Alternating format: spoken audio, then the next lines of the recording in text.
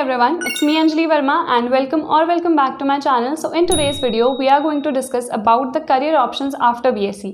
So many of my subscribers are choosing BSc. तो BSc के बाद हम क्या कर सकते हैं, what are the career options available, वो ही हम आज की इस वीडियो में डिस्कस करने वाले हैं।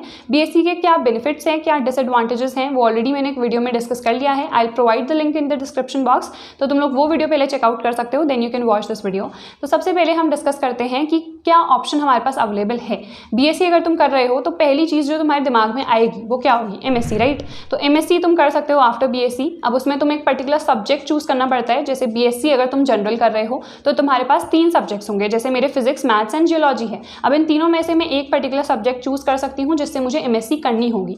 उसमें भी फर्दर एक ब्रांच मुझे चूज करनी पड़ेगी। जैसे फिजिक्स है तो क्लासिकल, क्वांटम, स्टैटिस्टिकल, क्या तुम लोग को ब्रांच चूज करनी है वो तुम डिसाइड कर सकते हो। एंड देन उसके बाद MSc तुम उस पर्टिकुलर चीज़ में कर सकते हो। अब MSc के बाद हम PhD कर सकते हैं जो कि 5 साल की होती है। इंटीग्रेटेड प्रोग्राम भी हमारा होता है जिसमें PhD और MSc तुम्हारी साथ होती है। बट अगर तुमने ये सोच रखा है कि यार हम MSc कर लेते हैं उसके बाद we'll be thinking about PhD, तो इंटीग्रेटेड के लिए अप्लाई मत करना। यू कैन डू MSc, उसके बाद you can think about the PhD। अब नेट का हमारा एग्जाम भी होता है, नेट JRF, कई लोगों ने सुना होगा, जूनियर रिसर्च फेलोशिप। उसमें क्या होता है, अगर तुम PhD करते हो फर्दर तो तुम्हें 30,000 रुपीज़ पर मंथ मिलते हैं। वो रिसर्च के लिए बेसिकली तुम्हें मिलते हैं, but that is a kind of scholarship, तुम उसे समझ सकते हो। बट नेट का एग्जाम अगर तुमने क्वालिफाई करा होगा तभी जाके तुम वो कर सकते हो। देन उसके बाद तुम फर्दर प्रोफेसर्स बन सकते हो, बट स्टार्टिंग में तुम्हें असिस्टेंट प्रोफेसर ही बनना पड़ेगा। After many years then you will become the professor.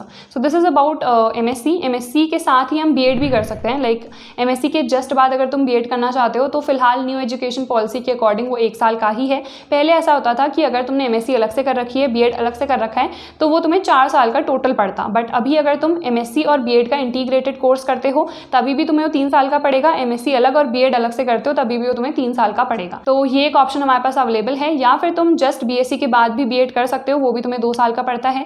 B.Ed हो गया, DLED हो गया, BTC, एंड उसके बाद फर्दर अगर तुमने B.Ed कर लिया है देन उसके बाद CTET के एग्जाम या बहुत सारे जो भी टीचिंग से रिलेटेड एग्जाम्स होते हैं वो तुम लोग को भरने पड़ते हैं। एंड देन उसके बाद you can move into the teaching sector. ऐसा भी नहीं है कि CTET क्वालिफाई कर लिया है तो डायरेक्टली तुम्हें जॉब मिल जाएगी, because then you have to wait for the vacancy. जहाँ पे भी वैकेंसी आएगी तुम्हें देन वो अप्लाई करना पड़ता है, एंड वहाँ भी देन जो भी इंटरव्यू वगैरह होगा then you get to know कि तुम सेलेक्ट हुए हो या फिर नहीं।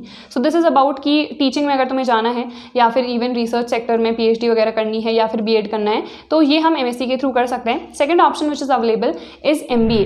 अब ऐसा नहीं है कि तुम्हें BBA करना जरूरी है, तुम्हारी बस बैचलर्स डिग्री होनी चाहिए किसी भी सब्जेक्ट में। मतलब अगर तुम एक ग्रेजुएट हो तो तुम कर सकते हो आराम से MBA। अब उसमें भी बहुत सारे स्पेशलाइजेशंस होते हैं, क्या तुम्हें चूज करना है देन दैट्स समथिंग डिफरेंट। अब उसके लिए जो नेशनल लेवल हमारा एग्जाम होता है वो CAT का एग्जाम होता है, जैसे हमारा IIT JAM का एग्जाम होता है MSc के लिए। अब MSc में जैसे अगर तुम्हें टॉप की यूनिवर्सिटीज़ चाहिए हैं तो IIT JAM तुम्हें क्वालिफाई करना पड़ेगा। नॉर्मल चाहिए है तो उसके अपने एंट्रेंस एग्जाम्स होते हैं। लोकल कॉलेज में तो तुम्हें नॉर्मली एडमिशन मिल जाता है। इन द सेम वे अगर हम MBA की भी बात करें तो CAT का एग्जाम होता है नेशनल लेवल पे। उसके अलावा भी यूनिवर्सिटीज़ अपने अपने एग्जाम्स भी एंट्रेंस एग्जाम्स कंडक्ट करवाती है। कई नॉर्मल यूनिवर्सिटीज़ CAT के स्कोर के बेसिस पे भी एडमिशन्स लेती हैं। So depends from college to college कहाँ तुम्हें एडमिशन चाहिए, तो उसके बेसिस पे then criteria and all change होता रहता है। देन तुम MCA भी कर सकते हो। इसमें भी ज़रूरी नहीं है कि तुमने BCA करा हो तभी जाके तुम MCA कर सकते हो। MCA तुम BSc के बाद कर सकते हो, बट यहाँ पे थोड़ा सा रिस्ट्रिक्शन लग जाता है। एक तो पहली चीज़ क्लास 12th में तुम्हारे पास मैथ्स एज अ सब्जेक्ट होना चाहिए। सेकंड, अगर तुम BSc कर रहे हो दैट इज ग्रेजुएशन कर रहे हो तो like I told you physics and maths तो कंपलसरी सब्जेक्ट होता है। तीसरा जो सब्जेक्ट है तुम्हें देन वो कंप्यूटर साइंस चूज करना पड़ेगा अगर तुम्हें फर्दर जाके आगे MCA करना है तो, ठीक है। तो उसमें भी बेसिक तुम्हें लैंग्वेजेस तो डेफिनेटली आनी चाहिए, डिप्लोमा वगैरह तुम्हारे पास होना चाहिए। जो भी बेसिक सी चीज़ें होती हैं, लैंग्वेजेस हो गया, कोडिंग हो गई, वो सारी चीज़ें तुम्हें आनी चाहिए फॉर MCA।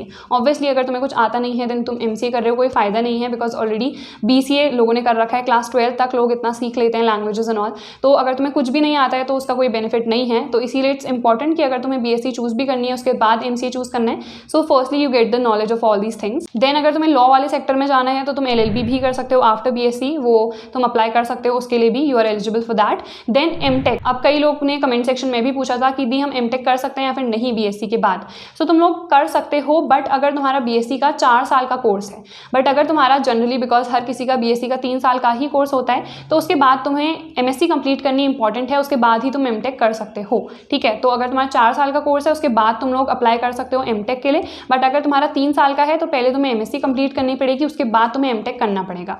तो बहुत लंबा प्रोसीजर है, you can think about that कि तुम्हें क्या क्या एक्जैक्टली करना है। अब अगर हम किसी भी मास्टर्स डिग्री की बात करें करें तो जनरली हम लोग अप्लाई कर सकते हैं आफ्टर आर बीएससी और आफ्टर आर ग्रेजुएशन। बट जैसे एमकॉम है तो उसके लिए तुम अप्लाई नहीं कर सकते हो आफ्टर बीएससी, तो वहाँ पे स्ट्रिक्ट मेंशन कर रखा है कि एमकॉम अगर तुम करना चाहते हो तो बीएससी के बाद नहीं कर सकते हो, तुम्हें बीकॉम करना ज़रूरी है। एमए तुम लोग कर सकते हो आफ्टर बीएससी एंड जनरली जो भी कोर्सेज हैं लाइक एमबीए हो गया, एमसीए हो गया, उन सबकी जो भी क्राइटेरियाज हैं, जो भी कंडीशंस हैं एमटेक की, वो सब मैंने तुम लोग को बता दी हैं। अब यहाँ पे फिलहाल ये चीज़ आती है कि अगर बीएससी दैट इज ग्रेजुएशन के जस्ट बाद अगर हम लोग को जॉब चाहिए है तो हम क्या कर सकते हैं।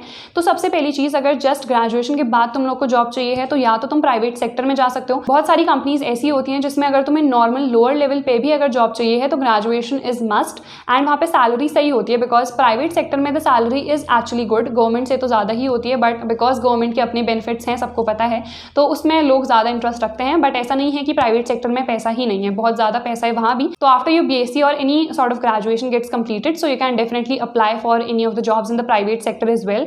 एंड अगर हम प्राइवेट सेक्टर की बात करें तो वहाँ पे कई ऐसे कंपनीज होती हैं जिनको इंग्लिश बहुत ज़्यादा एक प्रायोरिटी उन लोगों ने सेट कर रखी है कि इंग्लिश तुम्हें बहुत अच्छी आनी चाहिए, you should be fluent in your English communication, और तुम बहुत अच्छे से इंटरैक्ट करने चाहिए, तुम्हारी कम्युनिकेशन स्किल्स अच्छी होनी चाहिए।